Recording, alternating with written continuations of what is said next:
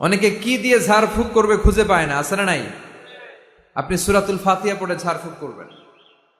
অসুস্থ ব্যক্তির গায়ে সূরা ফাতিহা পড়ে ফু দিলে সুস্থ করে দেয় কে?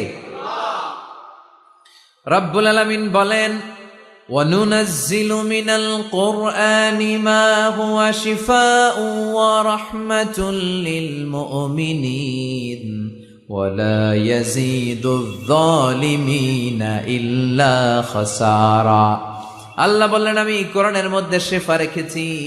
এই আল কোরআন আল কারীমের ভেতরে আমি আল্লাহ রহমত দিয়েছি। কোরআন পড়ে ফু দিলে অসুস্থ ব্যক্তিরে সুস্থ করে দেয় কে? আপনি যেই কোনো রোগে আক্রান্ত হন না কেন, আপনি যদি সূরা ফাতিহা পড়ে ফু দেন, সুস্থ করবে কে?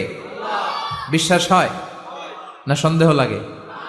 যাদের বিশ্বাস হয় তাদের ফুতে কাজ হয়ে যাবে, আর যাদের সন্দেহ লাগে এরা 1000 বার ফু দিলেও কোনো কাজ হবে না।